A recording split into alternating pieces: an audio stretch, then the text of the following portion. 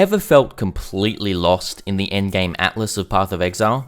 Today, Badger is here to guide you through everything you need to know about the Echoes of the Atlas expansion, broken down into 5 easy steps.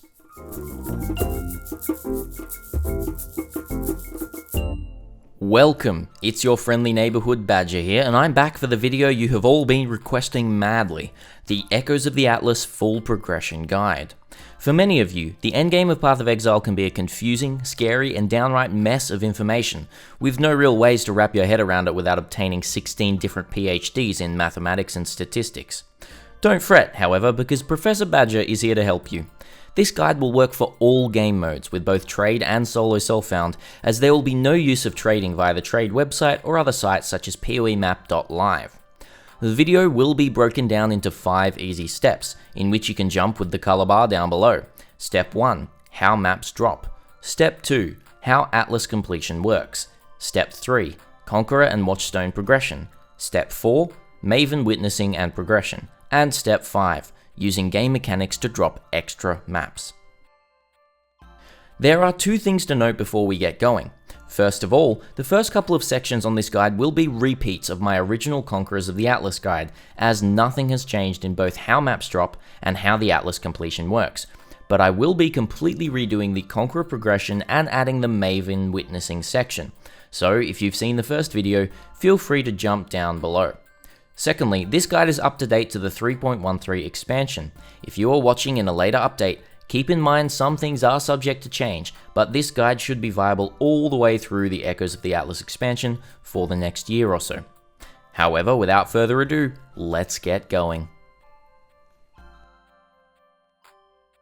In Path of Exile, maps will start to drop in any zone level 55 and above, which coincides with the level in the first zone of Act 8. Any maps you will drop during the leveling process will be Tier 1, the lowest tier in endgame map progression.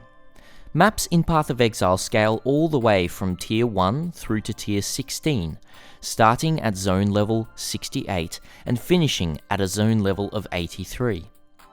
Understanding how maps drop is essential in progressing through the Atlas smoothly, so we will start with some general information. Here is the Atlas. This is Path of Exile's endgame encounter map, and serves as a guideline to your progression through the endgame. But knowing how to read this map is very important, otherwise you won't know where you are going and will wander around aimlessly. As stated before, you may encounter some map drops before you reach the endgame in Path of Exile, and these will be at Tier 1. For the purpose of this video, I will explain using a Tier 1 map. As you first run a Tier 1 map, you will have the chance to drop additional maps within that zone. These maps are based on a specific set of rules. Firstly, any normal or white enemies in the zone can only drop maps of the same tier or below, so in this case only Tier 1 maps. Any magic or rare, or blue and yellow enemies can drop maps 1 tier higher or below, so in this case Tier 2. And lastly, unique or orange enemies can drop maps to a maximum equal to 2 tiers above, which in this case is Tier 3. Starting out, the maps you are able to drop are from a very select pool, maps you have previously completed or maps that are directly adjacent to the map you are running. For example, this Tier 1 peer map, when starting out, if no other maps are completed, can only drop Villa, Peninsula, and Haunted Mansion maps. As you progress into higher tier maps through this method, pay attention to which maps are missing. You may want to run certain maps to try to drop connected maps if you're stuck, but we will talk about this later. When reaching much higher tiers of maps, your progression will slow down. This is a natural progression because, as stated before, maps can drop any map of the appropriate tier or any map lower. What this does mean is that, for example, you run a Tier 11 map, this map can drop any map below that tier, meaning you have a lower chance of obtaining maps of an appropriate tier to progress higher into the Atlas. However, one good thing to note is that according to RizGGG from a Reddit post on March 5th, 2019, there is a 2 times weighting for incomplete maps to drop, and a 4 times weighting for adjacent maps, multiplicative. What this means is that you have a higher chance for both dropping incomplete maps and adjacent maps, as drops will favour these. In this section, we will talk about how to progressively complete your atlas in order for higher tier maps to drop efficiently and in return to drop higher level loot, and much more of it. In most cases, progressing your atlas is the right thing to do. There are specific techniques in completing only certain parts of the atlas, but we won't talk about that here because it is incredibly niche. As you progress, each map has 3 types of completion objectives. First, completing any map, which requires the defeating of the boss or bosses in the zone, gives you a completed map on your atlas, allowing this map from then on to be able to have a chance of dropping when running any other map of the same tier or higher. The second completion is the bonus completion, in which the map has to be completed at a certain rarity. For white maps, tier 1 to 5, they are to be completed at a magic level or higher, so this can easily be done by using an orb of transmutation on the map. For yellow maps, tier 6 to 10, these must be completed at a rare level or higher, so using an orb of alchemy. For any red map of tier 11 and above, these maps must both be completed in a rare and corrupted state, by using an orb of alchemy and then a Vaal orb. Keep in mind that when corrupting a map, it has a chance to become other maps or roll unpredictable modifiers that your build may not be able to handle. Always check your maps thoroughly after corrupting them. The third type of completion is Awakening bonus. Awakening bonuses are extra bonuses based on dropping higher tier maps of the same map, only able to be obtained through the use of Watchstones, which leads into a perfect segue into the next section.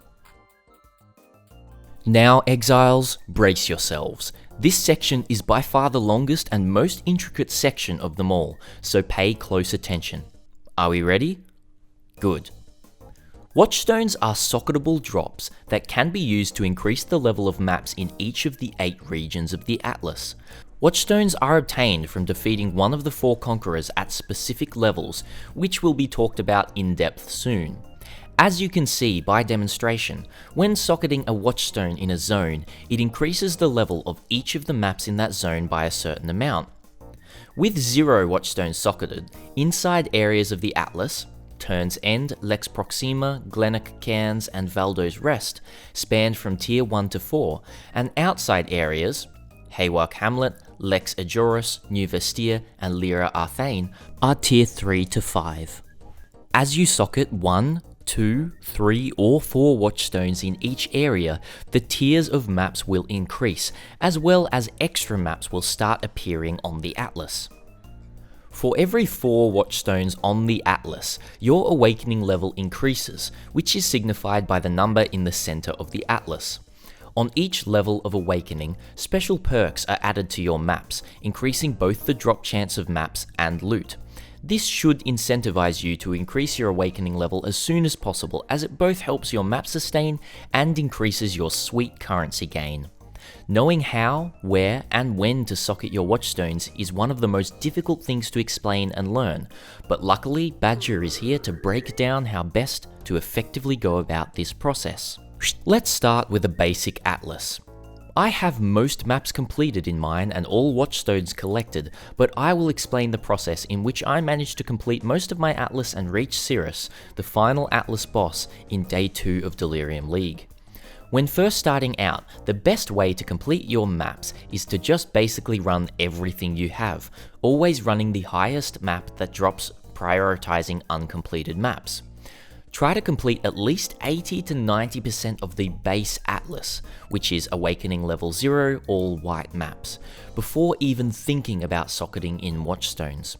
This is to create a very strong base of completed maps that will have a chance of dropping at higher tiers once Watchstones start getting socketed.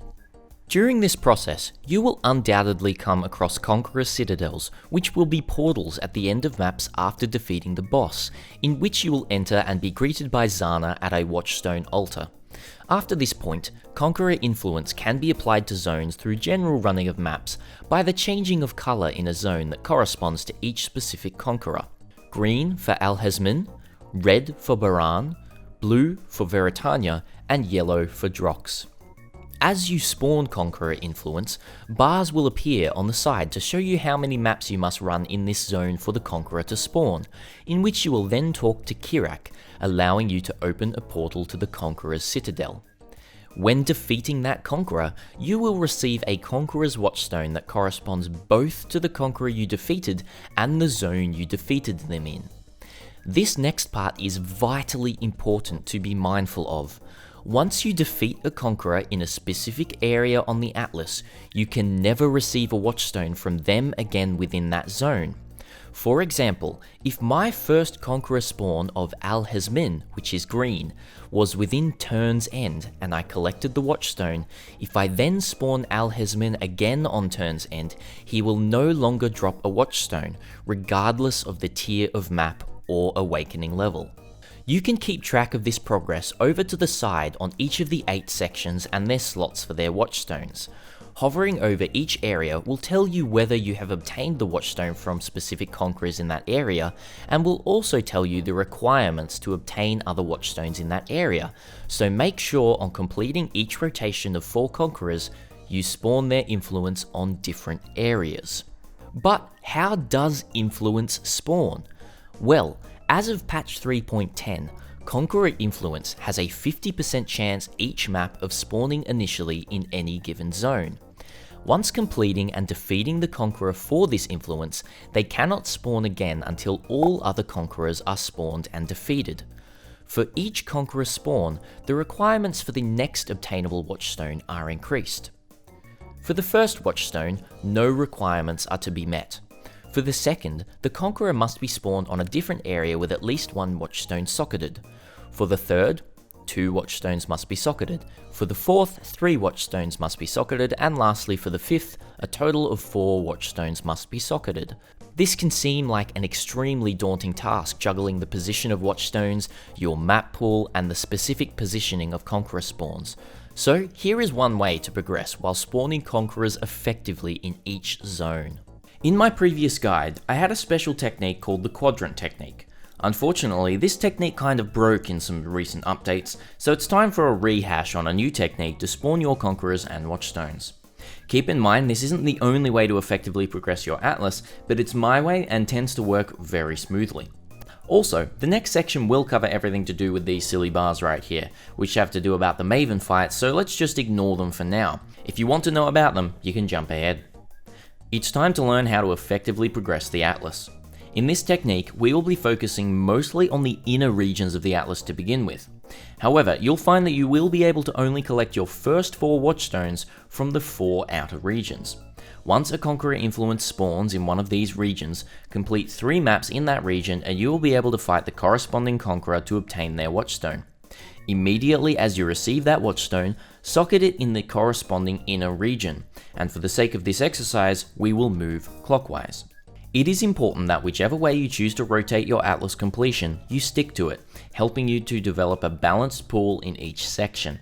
This will ensure that as you run the other 3 outer zones for the first set of Watchstones, you'll begin to build up a map pool of the maps on the inner regions. See here, Lex Ajoris maps go up to tier 5 with no Watchstone socketed, and the inner Lex Proxima starts at tier 4 with 1 Watchstone socketed. This map tier overlap is vitally important in progressing your Atlas smoothly, and this is the main reason from this point, after 1 Watchstone is socketed in each inner region, we focus completely on the inner regions.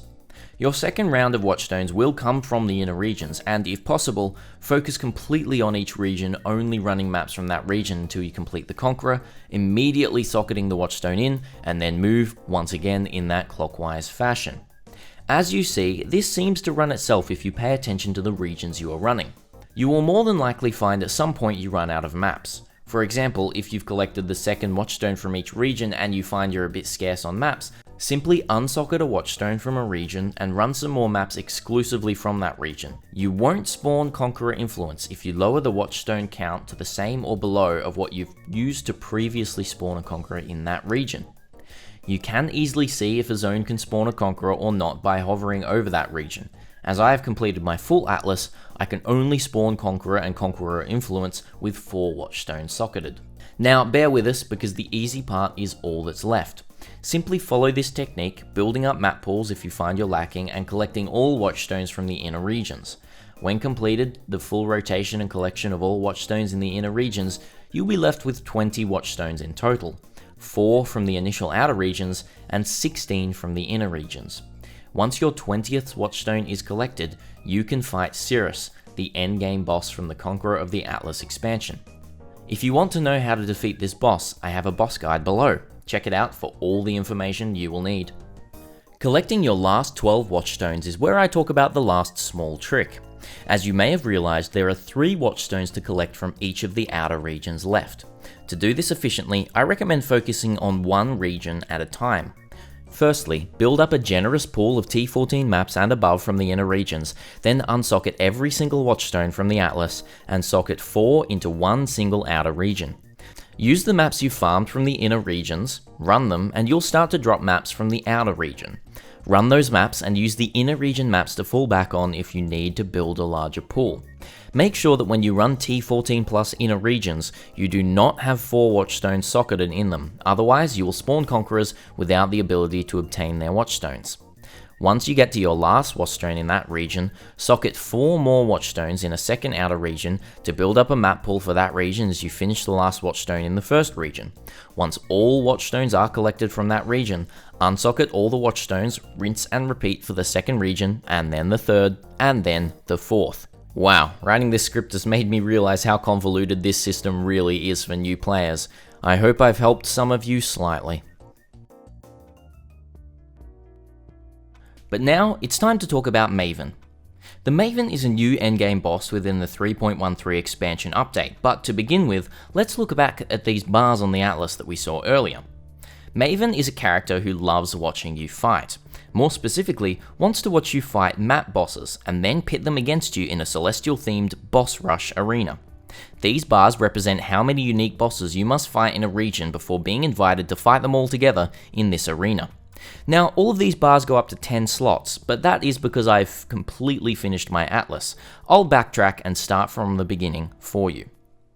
When reaching around tier 5 maps, or the highest tier map in a completely unsocketed Atlas, you will encounter the Envoy, a mysterious being who speaks of a Watcher, the Maven, who would love to witness you defeat map bosses. After encountering the Envoy, you will find a strange button on your map device. This button can now be used to toggle the Maven's witnessing on and off, but for the sake of this guide, never turn it off. Always keep it glowing. If you turn the button off, you cannot progress the echoes of the Atlas questline. Maven's presence means that the Maven herself will want to watch you and the map bosses fight, and she will even give buffs to the boss or debuffs to you, so in essence she makes the fights harder. If you successfully complete a boss, you will have successfully allowed Maven to witness it, and she will be happy. Allowing Maven to witness a certain amount of maps per region is how you progress this questline, and the progression will go like this. Maven will want to witness 3 unique fights in a 0 Watchstone socketed region, 4 unique fights in a 1 Watchstone socketed region, 5 unique fights in a 2 Watchstone socketed region, 6 unique fights in a 3 Watchstone socketed region, and jumping all the way to 10 bosses in a 4 Watchstone socketed region. Each time you successfully complete a Maven invitation, you will receive 2 passive skill points for that Atlas region to specialize in different league mechanics per region. Check the video below in the description to know more about these, as we won't talk about the specifics here. You will receive a total of 2 points for each of the fights, totaling 10 points for each region, a maximum of 5 notables allocated. This is what an in-progress Atlas looks like. Some regions are more progressed than others. You will find that through developing your Watchstones for your Atlas, the completion of these Maven boss fights will happen quite naturally. However, you will not be able to jump from, say, a 4 boss fight to a 10 boss fight in a region. You yourself must progress those, socket in the Watchstones accordingly, and fight the bosses. When you fight the last map boss of your Maven Witness rotation, a quest item will drop. You can put this into your map device and you will gain access to the Maven's Invitation fight. These fights start out quite tame, but can get tricky as you start fighting multiple bosses, so plan accordingly. Once reaching the 10 boss fights, you will find that these invitations are no longer quest items and you can craft them. However, I would strongly recommend running them with no modifiers to begin with, as they can get extremely dangerous with modifiers. Once you're at this point though, you'll find yourself deep into the endgame. The endgame of this atlas is where it gets a little bit different. As you near the end of all of these Maven invitation fights, you'll begin to drop certain other invitations, which are not quest items.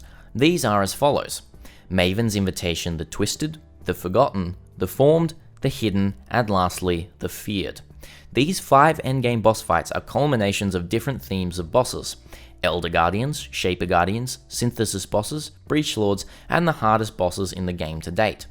In order to be invited to a fight, for example this Elder Guardian one, you must first defeat each Elder Guardian from maps themselves. Zana missions do not count, unfortunately, and run the invitation. If you find you cannot run the invitation, you haven't completed all the fights. It will only work when they are successfully witnessed by Maven. On a successful completion of these endgame invitations, you will receive random rewards based on the fight. For example, you could drop Elder Guardian uniques or fragments, etc. New craftable Watchstones, which can replace your original coloured Watchstones if you so please. And you would also receive a number of Crescent Splinters, based on both the difficulty of the fight and quantity of the invitation itself. These Maven Splinters are used, in a stack of 10, to fight the Maven. A side note on the splinters: in my own testing, you will drop 0 to 1 splinters from an unrolled 10 map boss fight, 3 to 4 splinters from the Twisted, Forgotten, Formed and Hidden fights, and 6 to 7 splinters from the Feared encounter. Each of these fights, on the first time completion, will grant you 2 passive skill points for the Uncharted Realms, the endgame passive atlas tree that affects all maps on your map device. There are some really juicy nodes in here, so definitely check them out. And lastly, the Maven fight herself. I will be working on a guide to help you with the mechanics of this fight, but you will be granted 2 additional Uncharted Realms passives when first completing this fight. This means that you will receive 12 passive skill points for this realm in total, so choose accordingly. You can respec these points, and any point on your other atlas trees, by using the Orb of Unmaking, which drops randomly from any of the endgame fights. 1 orb is 1 passive skill point reset. And that's about it. If you have any questions, don't hesitate to comment below. Let's finish off with other ways to keep your map sustain up. During this process of completing your atlas, no doubt you will run into issues of map sustain. This is quite prevalent in the 3.10 patch of Path of Exile and may change in future patches, but it's handy to know of all the ways to drop extra maps.